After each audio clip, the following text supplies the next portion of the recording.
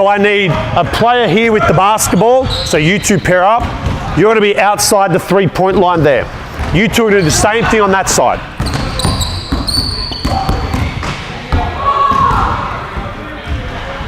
So, this is what we're doing. Ball's here. You're going to start outside the 3-point line. As they pass the ball, you're going to catch the ball in the air and you're going to shoot a mid-range jump shot. Okay, so your footwork, right-handed, is left-right. Okay? Making sure our feet shoulder width apart and our feet get them down. If the passer has their hands staying up like this, you have to pass the ball back to me. If I throw the ball to you and my hands go down, you get to shoot it.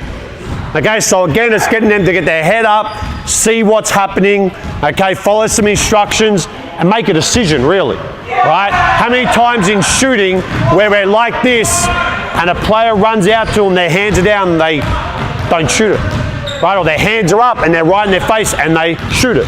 So having a decision and making a decision. Do we understand what we're doing? So if your hands, so this is a little demo, ready? Good, back up. Again, ready? Pass hard, quick. Good. Okay, so a little bit two minds there when he went to shoot it. Okay, hands down, shoot it, hands up, pass back. Ready, go. Nice quick footwork.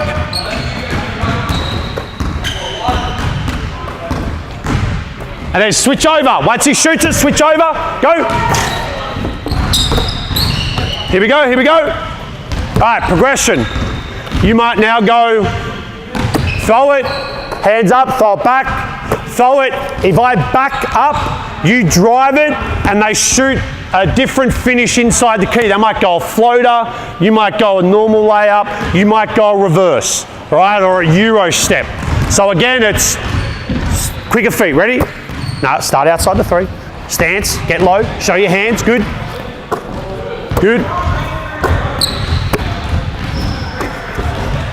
Again, that decision making's got to be quicker, right? Attack, go, here we go. Hard passes. Oh, don't travel. Switch up. Up again, let's go. On Jesse, up again. So now we just progress it to one-on-one. Okay, now the things we read are, as I'm closing out, if my hands are down, you might shoot it. All right? If I close out and my hands are up and I'm running too fast, what might you do? Drive it. All right, so make that decision. Ready? Give me a little demo. One group at a time. Yes, so you hold. Go. Here we go. Read the closeouts. Very tough thing for athletes to do. Next one. You guys can go again. Next 2. Ready? Here we go. Good. Nice shot. Good read.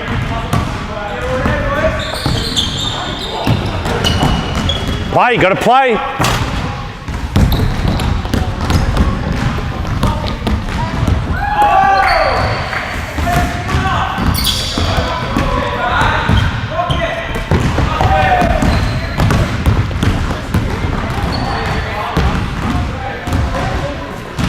All right, so now that was kind of like an 80% demo. We're going to play proper one-on-one.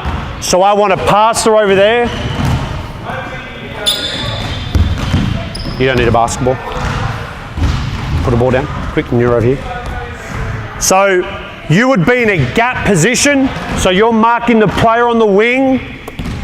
There's no one here. We want to have our hips down, and our closest hip, which is our right hip here, faces the ball. So we point our pistols. Why do you think coaches tell you to do that for?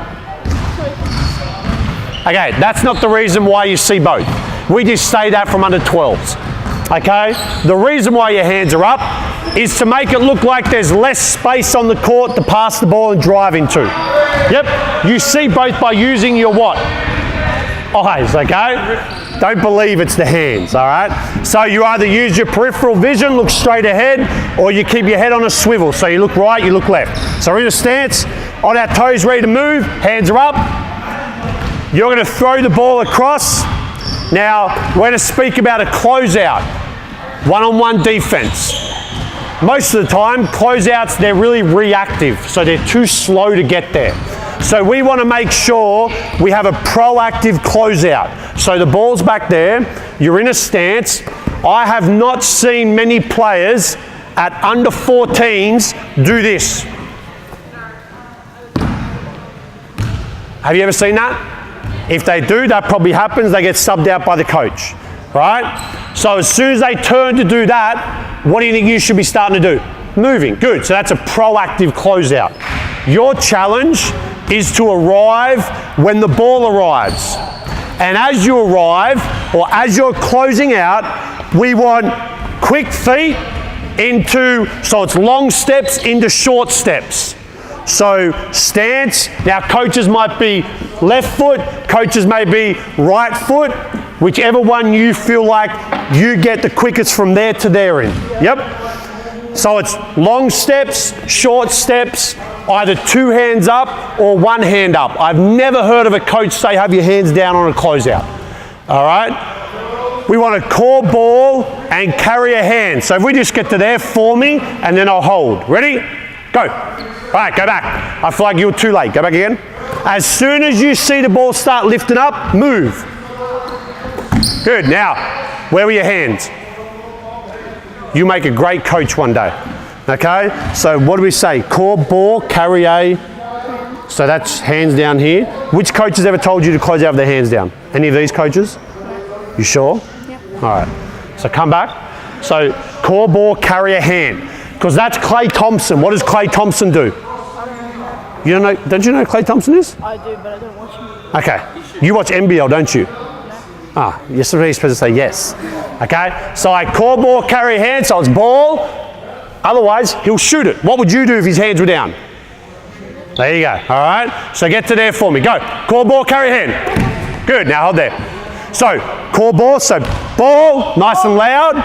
And then from there, you've got to have a hand above the ball. All right, so now if he goes into his shot, we can contest that. Your stance, now some coaches force middle, some force base. We're under the belief of just contain and work push points. Because great offensive players, just hop out of the way for me. If I play D like this, a good offensive player will attack your high foot and your first step ends up being this. Not all the time, but majority of the time. So we're here and we work what we call push points. So we're forcing low to the short corner or high above the elbow. All right, and you just work as hard as you, focus, eye contact. You work as hard as you can to go short corner above elbow. Right with that? All right. Now, earlier I spoke about having drills that are heavy on competing. So the drill I learned in Queensland off Scott Butler, unbelievable drill, it's called multiple scoring, which means if offense score, they can get the rebound, score again, get the rebound, score again. So eventually, what do you have to do? Pardon? Work harder. Yeah, but be more specific. What does the coach always tell you to do on defense at the end? Always. Box out, right? So you got to eventually box out, otherwise you're not going to get the ball. So if you score, you can get the rebound and score again. Get the rebound and score again. The other thing you can do is have a no out of bounds. Because a lot of players gets to here and they just kind of go, we're not going to play. Be mindful of the environment. If the wall's close, maybe not a good idea, okay? But no out of bounds, all right? And the other thing you can just do is just change up the scoring system. All right, so if you dive on a loose ball, you get an extra 2 points. If you give up an O board, you're minus 2 points. If you get an O board, you're plus 2 points. Whatever you think your teams need to work on, I would emphasize those areas a lot more than the other areas.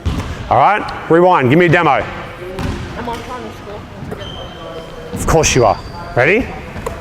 Quick. Stop, come back.